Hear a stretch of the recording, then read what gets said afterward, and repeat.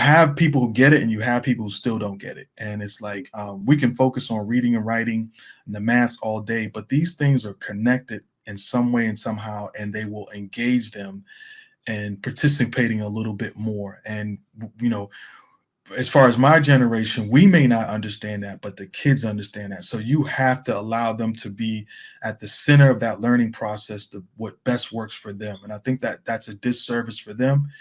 You want to increase your math scores, but if you're doing the same thing you've been doing for the last 10 years and it's not working, shouldn't it be time for a change? Computers actually can help with behavior if it's utilized in the right way. There's just so many endless ways I think that could make the classroom more efficient and more effective for teachers and students. We have a two-part process. So a lot of our schools that we're working with currently in Washington, D.C., these are grant-driven programs. So we'll either a school site in DC will either contact us or we will reach out to them and establish some type of partnership.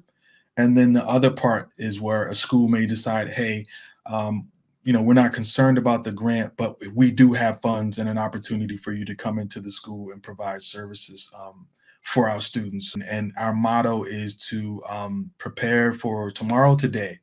And so a lot of the stuff that we do deal with is always, looking at the new trends, what's happening now. We're working with AI. And so our kids are learning how to make various prompts that they've created, digital prompts in which we go to elementary schools, and then we figure out how can we design or build something for them.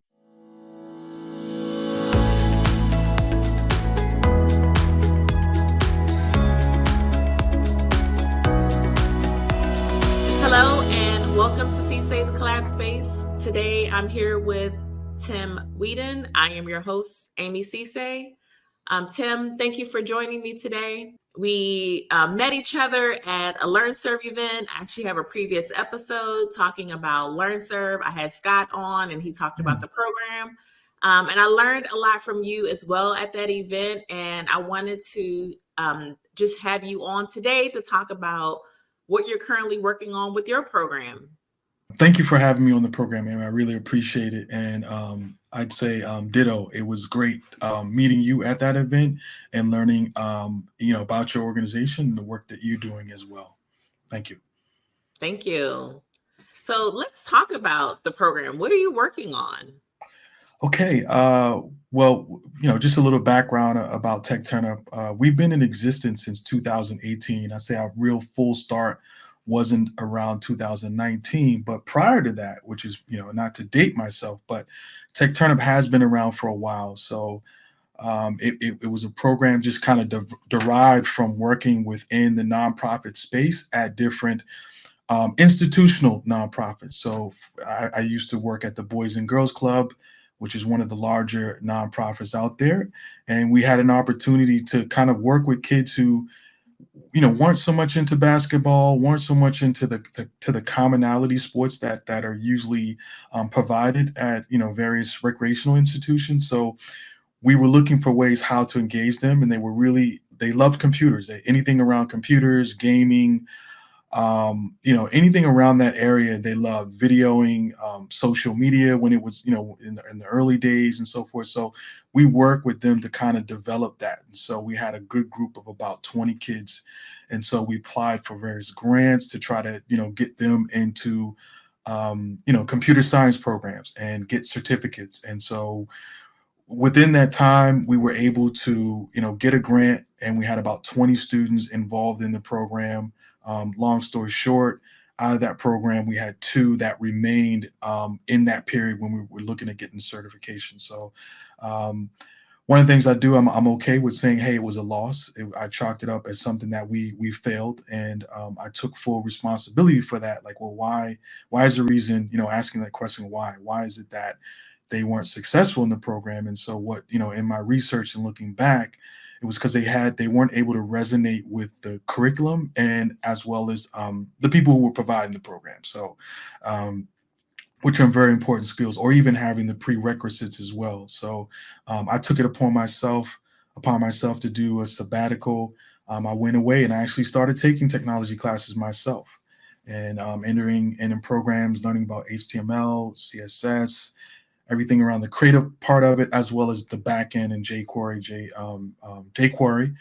as Java as well. So, learning those kind of things so I could have a better understanding, and then trying to either go out and find the right programs or develop a program that would, resonate with them. And so that's kind of how Tech Turnup began and got started, and which 20 became 40, 40 became 60, and we were able to do events. For example, we had overnight retreats at Catholic University, Howard University, as well as American University, and George Mason University. So, being out there was really incredible, especially at George Mason University. It had so much technology, equipment, and things that we could utilize during our time when we were out there. And so that's the background about Tech Turnup. You know what? I love that, because you hear people often talk about the glamorous side of their business and their program and their venture and what they're working on. And it's so important to also hear, I tried it one way and it didn't work out. So then I had to shift gears and figure out what was a better approach. Because now you had that reflection and you can kind of see, okay, what's going to be a better way to provide value versus continually going down the wrong road. Right. Exactly. That's awesome. Thank you.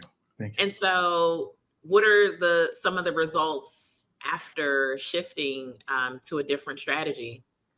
Yeah, again, our numbers went up. We were able to, originally we had 20, 20 went to 40, and then just kind of increased from there. I think one of the things for me, which was, I guess it was personal as well, was that I wanted to kind of expand it beyond just where we were, and it wasn't like a one-off thing, or every year type of event, but really trying to make it into a regular thing where it became a part of a curriculum. And that's where I stepped out on my own and, really started Tech Turnup when the kids were, especially at George Mason University, it was like, this is Tech Turnup. And so they start using that name. And so I continued to use that name, and as part of programming, and then stepped out and started my own nonprofit to work with the program. And so we were at that point, I'd say, great outcomes that happened where we were able to service more students, even on a regular basis. So we were able to service students biweekly with technology programs, going into places like Baloo and other school sites, working with them and really trying to focus on the that creative aspect as well. So we, a lot of times we don't realize how within the communities that we serve, with resilient communities, is that all the creativity that exists there, that's not being fully harnessed and used. And so I think that helped us as far as outcomes, increasing our numbers and increasing the amount of students who are interested in technology, period, as far as like maybe not specifically going in specifically to coding, but hey, now that I know I can go to the library and get the basic Office 365 certifications, all those kind of certifications that will help them in the future, as well as get them ready, college ready, and even job ready as well, and trying to direct them to programs, because there are a lot of free programs at the library. And so we did a lot of, we used to go down, we used to go in groups, go down to the library, everybody set for the certification, and just you could see kids who made it, who didn't, but we prepped and tried again. So those are the kind of things, those were the great outcomes that we have, and students going on to actually, we had one student that wind up going on to work at Microsoft and as an intern in an internship program. So really excited about that.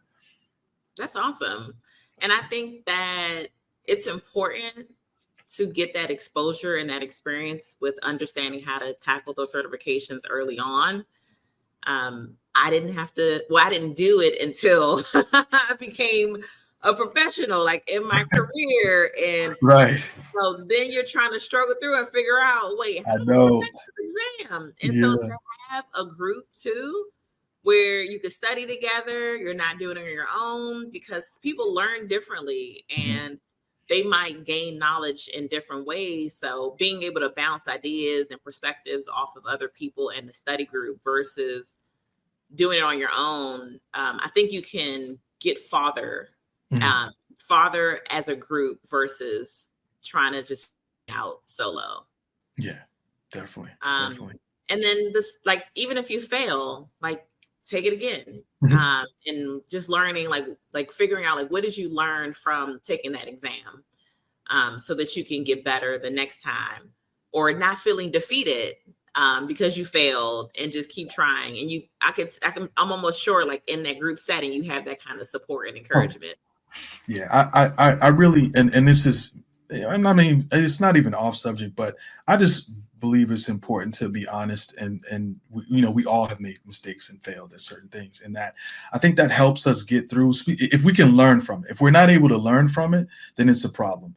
But if we're able to learn from it, and so even the kids would encourage other kids who may have not made it, you're gonna make it next time. I know exactly what you probably should focus on, because I had that same problem when I failed it the first time. And so this is what I think you should just, and they were getting it down to a science. We know that they're going to flip this questions.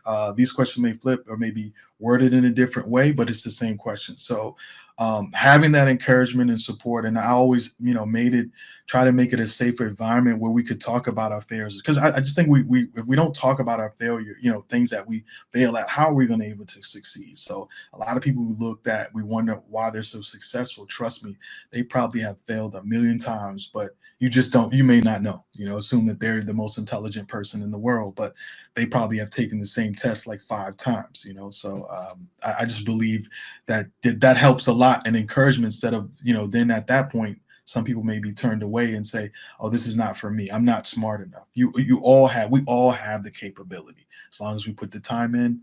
And again, try and try again. Absolutely. And kids are resilient. Oh yes, um yes. it's like they bounce back a lot faster, in my opinion, Mm, versus if you get older and you kind of wait and then you fail and you feel like, oh, I shouldn't have done that, and you have right, all these additional insecurities that are blocking you from progressing, versus right, just being right. It's open, true. right? Life, everything else involved too. On top of it, no, it's not going to work. It's always that. Instead of like, yes, let's try again. Let's figure it out. What are the steps? Right. And that's Uh, remarkable to say that you have people pass a Microsoft certification, which I can say is hard. oh yes, I um can say that too. Yes. And they got an internship at Microsoft. So that's amazing too. Right. Thank you. Thank you. What are some of the other technologies that you all are working on in your program? Yes, and we're working. A lot of them are working on, from the creative aspect, is building websites. So we learned basics of HTML, CSS, and then a little bit in when we talk about JavaScript as well as jQuery. So just really the basics. I just tried to provide the basics so they can kind of understand the processes of how it works. Because once you understand that, you can move into Python and other languages, C plus. So when you have that basic understanding, I think you can kind of I call it that prerequisite. So a lot of times, not to date myself, I probably, in this coding class, I probably could have been the father to like 80% of the class. So I'm sitting around, we're all eating peanut butter jelly sandwiches, and I hadn't had a peanut butter jelly sandwich since I was like 30 something years old. And so that was the thing. They ate peanut butter jelly sandwiches as a part of the class. So yeah, so having that prerequisite is important. So, and I went into the program, and it wasn't cheap. I went into this program and I said, there is no way what I'm spending on this program, I'm going to get everything. So I made sure that I was close with the tutor, as far as I sat right next to him. But there were prerequisites that I didn't know, like even shortcuts to this and doing this. Oh, upload this, down, do this, and do this. And so I struggled a lot in the beginning, and I realized that that is also key. That you have to have these various prerequisites going in, and that gives you a little bit more confidence, because you're not, right in the beginning. It's like day one, you dive right in, and it's like, and yeah, these are assumptions, things that you should know, the basic certain things that you should know. So um, yeah, just the prerequisites is an important part of the process. And I think that is it's really good to start with languages that are a lower barrier to entry. Mhm. I don't know how things Absolutely. are now, but when I was in college, I mean, my degrees are in computer science, Mhm. and I learned about just the basics of web development, like you mentioned, HTML, CSS, JavaScript. I learned a little bit in college, but it was more of just hardcore programming. Hmm. Hmm. And it's much more difficult to understand the concepts of object-oriented Mm. programming depending on the way that your brain works. Right. And so for me, when I did an internship, that's when I was able to build websites. And Mm. that came way more natural to me Hmm. than Hmm. just learning how to write code in Java, for Right. example. Right. Right. Right. I think when you can see progress faster, especially Hmm. when you're learning something, Hmm. and you can put it together Hmm. faster, Hmm. I think that that gives you encouragement to keep going. Right. And then you know those other elements, the operators and different stuff come into play as well. Like, man, I didn't study that. What is that symbol? And I didn't study that. I don't remember that in school. Doing algebra or. So yeah, and those are again back to having those basic prerequisites. Tutor wind up, hey, here's a cheat sheet. I'm like, oh, perfect, and it just kind of brought things a little bit closer to having that understanding. But yeah, so back to what you were saying. So we really focusing on those basic, really getting those basic skills, and then preparing them from there. And if they decide to go on, that's a whole nother advanced class that we would do as well. And with that, we also have our summer boot camps. Those are a little bit more intense. So those are 5 days a week, and it's 4 hours that we are just we're nonstop working around technology, to the creative arts processes as well. And so that's something I want to talk a little bit more as well, is how we use creative arts as a part of our process, and looking at digitizing things such as NFTs. So we had a group prior last year that worked on developing NFTs. We wind up uploading them to the blockchain and the marketplace. We didn't sell that many because we didn't really push it, and we didn't go heavily out to the community. But just going through that process and them realizing, like, wow, this is something that we put together, we put out, and them understanding digital currency, understanding, we played games like between bitcoins and ethereum, and decentralization, just really understanding that process at an early age. And they were in high school, so these were high school students. They got to talk about it. I think the way we had it set up, unfortunately, during our we have it's not a gala, but we have an event during the end of the year where we give out awards to teachers who are working in technology area. But I think we didn't set it up, the wallet, somehow it wasn't set up right where we could really allow people to kind of either want to donate.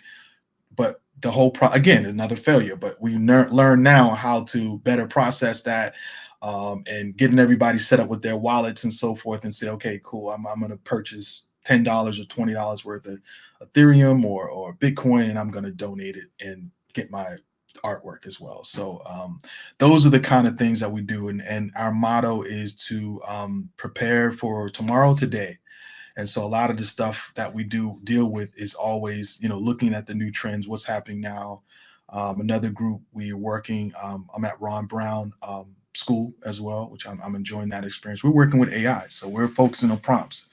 And so our kids are learning how to make various prompts that they've created, digital prompts, in which we go to elementary schools, and then we figure out how can we design or build something for them. But we use that, the visual image that we created is to kind of create a character and kind of pretend like we're designing something for a student so they could get more involved in the process. So using design thinking or UX design was our whole steps of, like, who's our users. So they prompted out just various prompts: student, 5 foot, or wearing a uniform, melanin color. So we really, fine tune their whole process of how we're doing prompts and so forth. And then, moving into, ideas and concepts of how we would build out the website. And it's crazy. I mean, I can even literally just, do a prompt, and next thing you know, I have all the code I need to just build a basic website. So we're in interesting times. So I'm just trying to prepare them as much as possible. That's really what we're trying to do. That's awesome. So do you work with select schools? What does that look like as far as how students participate in your program? Yes, so we have a two-part process. So a lot of our schools that we're working with currently in Washington D.C. These are grant-driven programs. So Mm. we'll either a school site in DC will either contact us, or we will reach out to them and establish some type of partnership. And then the other part is where a school may decide, hey, um, we're not concerned about the grant, but we do have funds and an opportunity for you to come into the school and provide services for our students. So, and I really appreciate that, because the interesting thing about it, and we can talk about this forever, is just like, you have people who get it and you have people who still don't get it. And it's like, we can focus on reading and writing and the maths all day, but these things are connected in some way and somehow, and they will engage them and participating a little bit more. And you know as far as my generation, we may not understand that, but the kids understand that. So you have to allow them to be at the center of that learning process, what best works for them. And I think that that's a disservice for them. You want to increase your math scores, but if you're doing the same thing you've been doing for the last 10 years and it's not working, shouldn't it be time for a change? Mm, wow.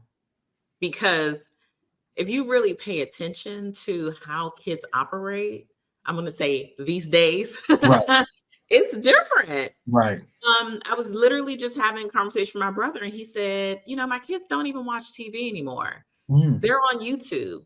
right. And I was talking to him about how being an IT professional, I remember, just when I used to actually have to build solutions, you would go to Hmm. YouTube and Right. someone has a video on there that's discussing a similar issue and they're Hmm. presenting to you how to resolve that issue type of thing. Hmm. And he was saying how there was some show that he was watching and he found it on YouTube. Hmm. And so it's changing, Hmm. right? Like Hmm. it is changing. It's no longer what we have like 5 channels back in the day. And Right, now right, there's all these streaming services. right. Exactly. And I can get it anywhere. I can be on the go. I could be on the train. I could be anywhere in the world and get access. And I think that's the thing. And we can't run from it. We just got to really figure out how to best navigate our children to utilize it. And I do agree. There should be a certain amount of screen time. I think it's important for kids to go out and play. You can even interact. You can even integrate technology into play, and not even thinking about it. And one example, I'm probably gonna butcher it, but a Pokemon, Pokemon or whatever. So you go out and you're collecting coins and different stuff like that. You're outside. I know some people may not like it, but it's a way to kind of get your children outside, or just have a way to, hey, we're gonna leave the phones at home, but here's some activities or things that we can do, and then go back and input that data or whatever back into the computer, or something like that. But we have to definitely find ways to really be proactive as far as like how they use it, because otherwise they'll be using it in ways we don't want them to use it. And that's my one of my biggest concerns, because I see it so often, as far as like how they're using technology. And so when you mentioned the schools, right, like embracing how kids learn as it relates to technology, what do you think are some of the larger impacts as it relates to the school system, as it relates to technology? I definitely believe um, COVID really was like a huge wake up call for, I don't care if you were a teacher, a plumber, or worked in the medical field. That was a wake up call, especially within the education community. And so you had a lot of the millennials who could navigate through technology, and it was easier for them to kind of get through the process.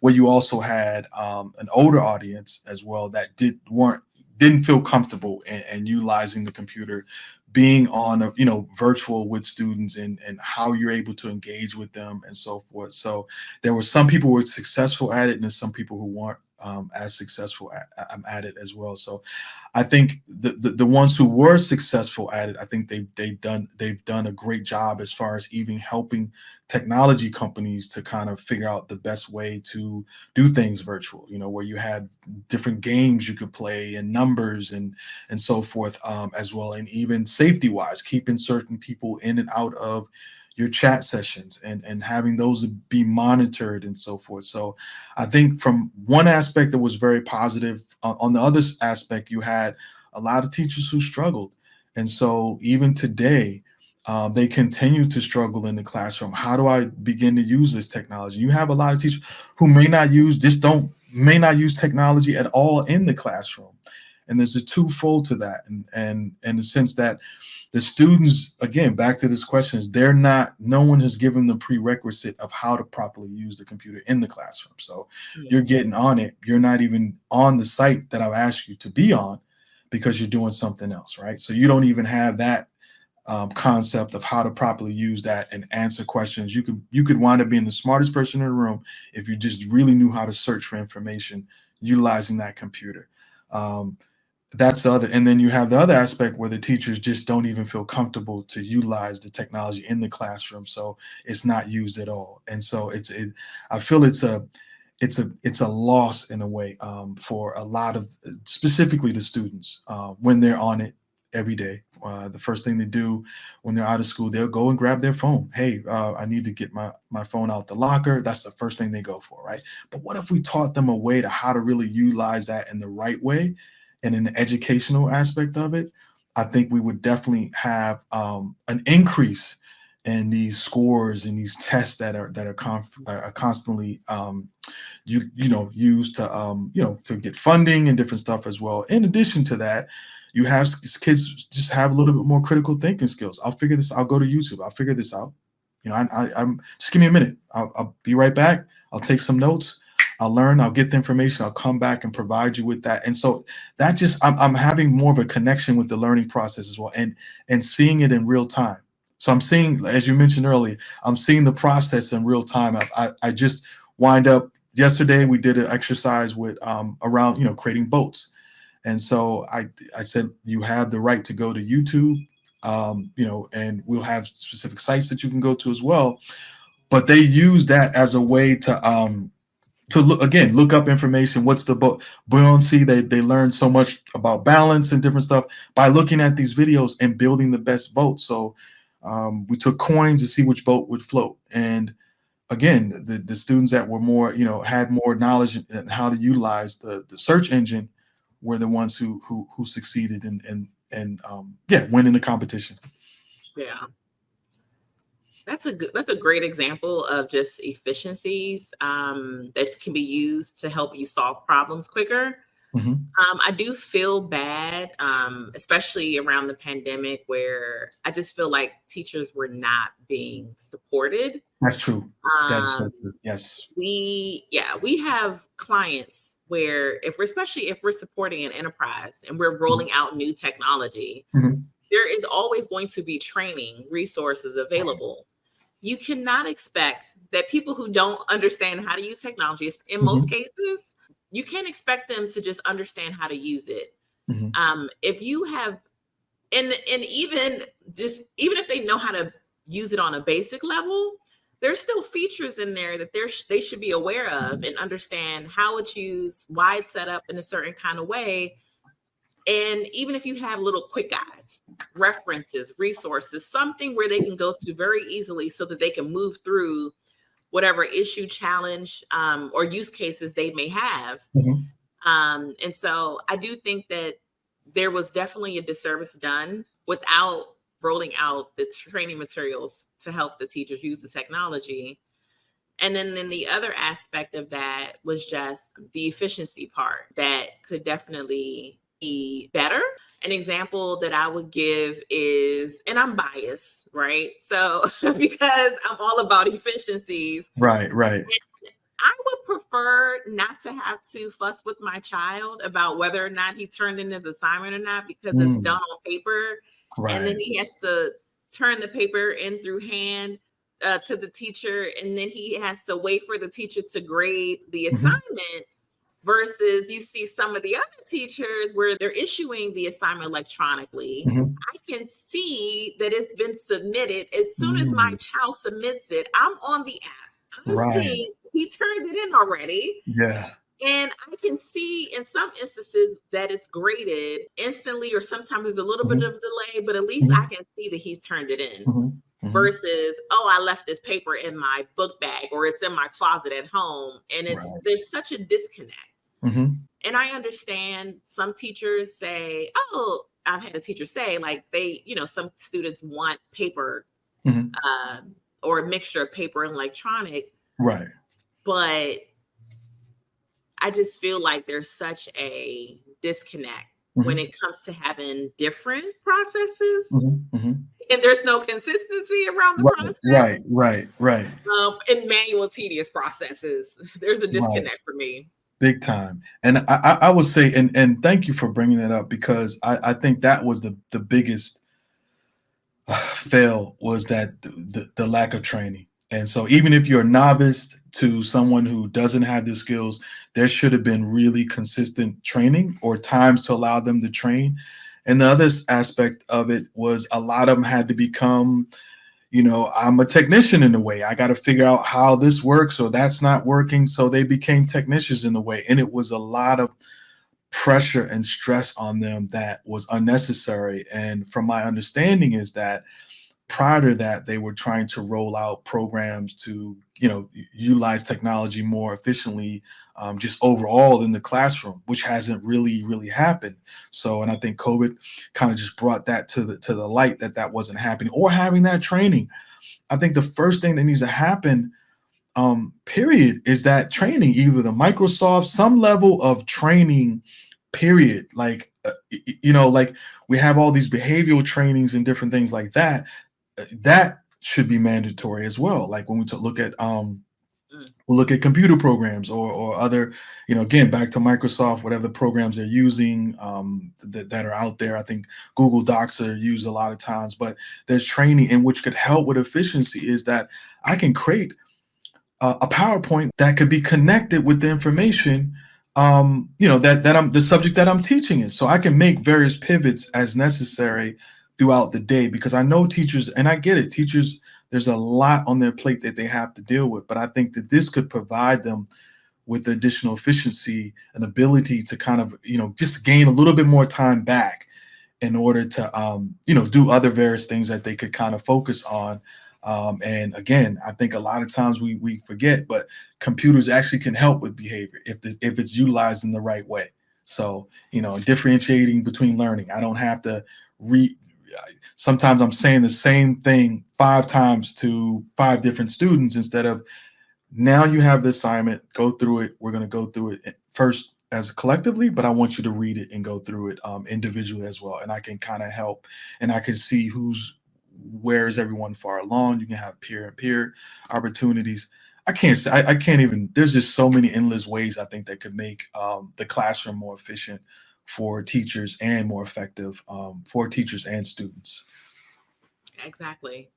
And one website to go to, just Hmm. even on, because I know some schools use Microsoft Teams, Hmm. Hmm. learn.microsoft.com. Oh, It's okay. a free resource of training on lots of different apps, products, services that Mhm. Microsoft has to offer. That is an easy way to just give people some sort of free materials so Mhm, mhm. Right, that right, they can understand like how to use Microsoft Teams. right. Absolutely. So there's, like you said, there's a ton of free resources out Mhm. there. I'm sure if someone spent time, they can pull together YouTube videos. And Right. Microsoft has different YouTube channels as Mhm, well. mhm. So there's definitely resources out there for sure Resources that are there. free. Yeah, and I tend to, and I like, to be honest, I suggest every teacher it should be a part of their professional development as well. Even if you're using, for example, I think a lot of times when I'm on LinkedIn and I can see different things, you can kind of information you can grab. There are different tutorials around Microsoft as well. You could utilize that and go through that if you have. I think I don't even know if you have to have the paid version, but you may have to have the paid version. But pretty much, I feel that's a cheaper. If anything, that's a cheaper way to do it than taking a full on 6 months class or whatever. You could work at your pace and get these various type of certifications around that, and then go and take the test as well. So there's definitely ways, and the library is a great source as well too. When you talk about free resources, definitely a great resource. Yeah, I've also heard of that too. Now that you mentioned it, that the library also has resources, like you mentioned, and I think it was Microsoft 365 licenses as Yeah, well. yeah, and it's free. That's the Yes, crazy. Can you imagine? Because I be prior to that, we were paying for it.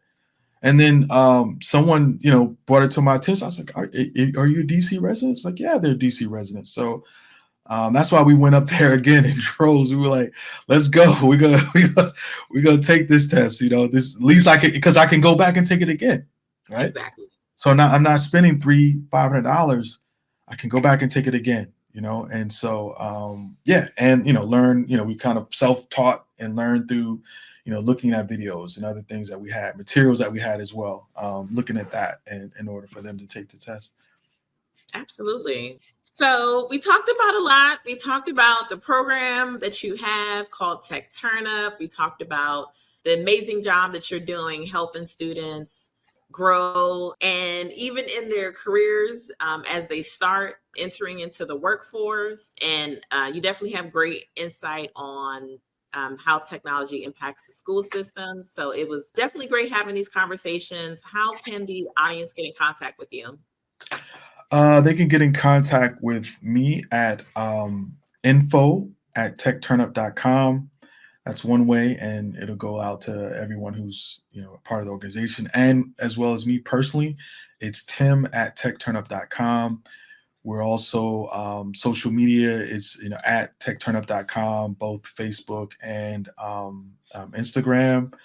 In addition to TikTok as well. Again, we put up videos where kids are doing some amazing things as well. And it's Tech Turnup. And then we also have our YouTube channel, which is also just search Tech Turnup, and you'll be able to see that as well. So those are the channels that we're on. And from a business aspect of it, if you're interested in connecting with our services, we're constantly on LinkedIn as well, so you can see information and things that we're doing and providing information to support either schools, teachers, and people who are working within education, want to get more involved in the area of technology. Sounds good. Thank you. Thank you for joining me today. Thank you. Thank you for having me. Excellent. It was a pleasure.